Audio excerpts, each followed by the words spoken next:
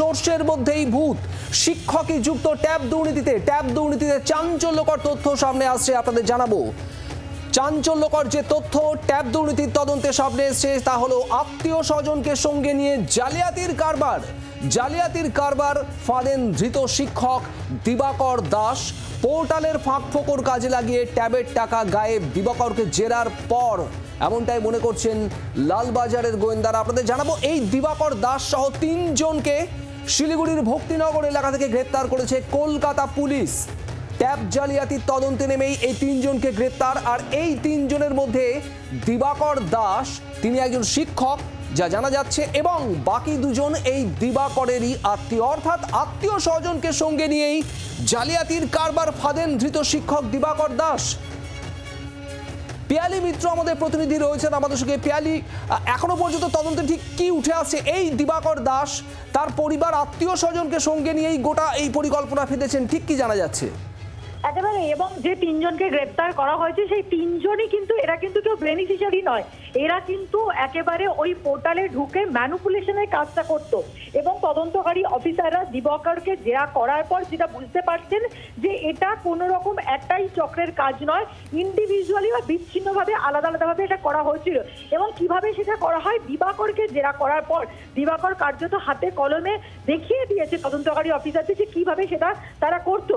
যে বাংলার শিক্ষা যে পোর্টাল রয়েছে সেই পোর্টালে যে স্টুডেন্টদের কারা এলিজেবল এই টাকা পাওয়ার জন্য, কারা নয়, তার জন্য মিটিং হতো। দিবাকর যেহেতু শিক্ষক সেই কারণে গোটা প্রসেসটা কিভাবে কি হবে না হবে এবং কিভাবে তাতে লগ ইন করা যায় সেই সময় কিন্তু সে উপস্থিত থাকতো, এবং সে কম্পিউটার এই সমস্ত বিষয় যথেষ্ট পারদর্শী।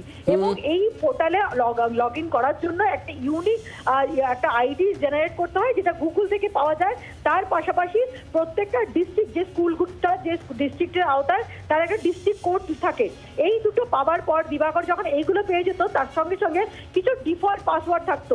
এবং সেই একেবারে যে একটা স্ট্রিক্ট বা যে ধরনের একটা লগ ইন পাসওয়ার্ড থাকা দরকার, সেটা যদি না হওয়ায় এই পোর্টালে বেশ কিছু সিকিউরিটি যে ল্যাপসেস রয়েছে সেইটাকে কাজে লাগিয়ে দিবাকর ওখানে লগ ইন করতো। এবং লগ ইন করার পর সেখানে ছাত্রছাত্রীদের যে টাকা পাওয়ার কথা, সেখানে তাদের অ্যাকাউন্টের পরিবর্তে অন্যদের অ্যাকাউন্টের যে সমস্ত ডিটেলস সেগুলো ঢুকিয়ে দিত।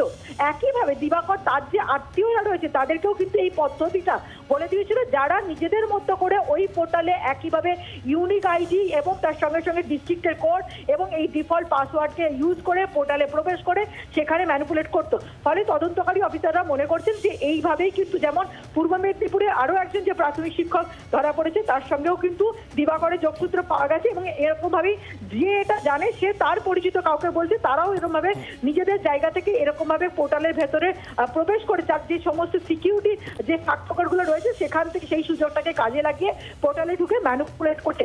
এবং তদন্তকারী অফিসারদের আরো যেটা বক্তব্য, যে আমরা যে এতগুলো চোপড়াকে কেন এপিক সেন্টার মনে করা হচ্ছিল, যেহেতু এরা ওখানকার বাসিন্দা, এবং তার পাশাপাশি যারা যে সমস্ত অ্যাকাউন্টগুলো ভাড়া না হতো, মিডল ম্যানরা গিয়ে কি করতো, যে সমস্ত ধরো কোনো দোকানদার বা স্থানীয় কোনো বাজারে ব্যবসায়ী, তাদেরকে গিয়ে বলা হতো যে সরকারের তরফ থেকে অ্যাকাউন্টে 10,000 টাকা করে আসবে, এবং সেই প্রলোভন দেখিয়ে তাদের অ্যাকাউন্টের ডিটেলসগুলো নেওয়া হতো এবং তার পরিবর্তে তাদেরকে কিছুটা কমিশন দেওয়া হতো। আপাতভাবে কিন্তু তদন্তকারী অফিসারদের কাছে এই তথ্য এসেছে।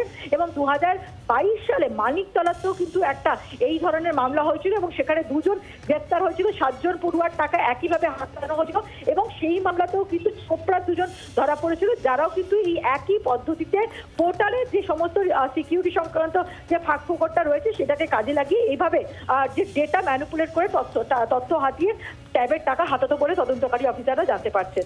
অর্থাৎ 2022-এও এই ধরনের ঘটনা, এই ধরনের অভিযোগ সামনে এসেছিল, একই রকম পদ্ধতি প্রয়োগ করা হয়েছে এবার। অন্তত পর্যন্ত এখনো পর্যন্ত তদন্তে সেটাই উঠে আসে। পিয়ালি, তুমি আমাদের সঙ্গে থাকো।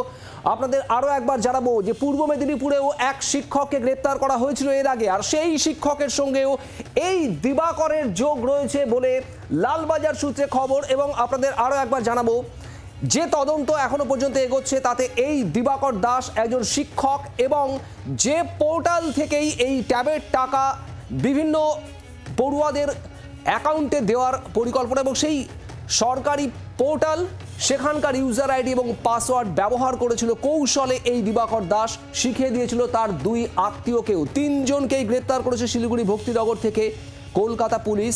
তবে এইভাবে আরও কাকে কাকে এই দিবাকর দাস শিখিয়েছে এই পদ্ধতি, বা আরও কারা জড়িত রয়েছে এই গোটা কারবারের সঙ্গে, সবটাই খতিয়ে দেখছে পুলিশ।